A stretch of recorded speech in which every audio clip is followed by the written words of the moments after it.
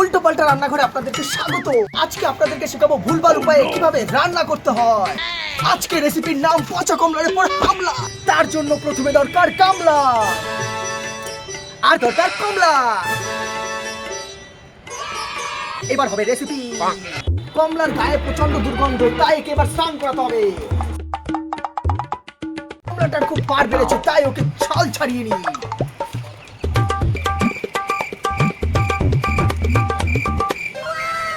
গুলোকে একটা একটা করে ছুঁড়ে ছুঁড়ে গামলার মধ্যে রাখতে হবে। দামি গামলায় রেখে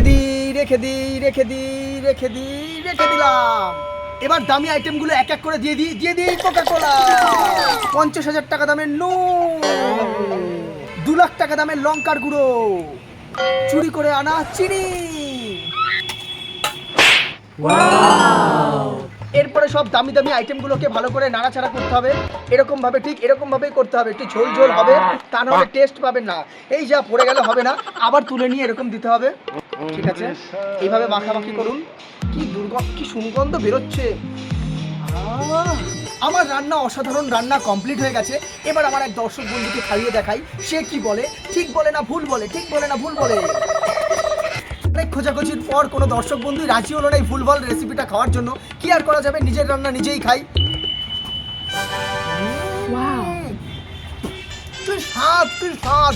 এই ভুলভাল দারুণ রেসিপিটা যদি ভালো লাগে অবশ্যই লাইক, কমেন্ট, শেয়ার এবং সাবস্ক্রাইব করে আমার পাশে থাকবেন।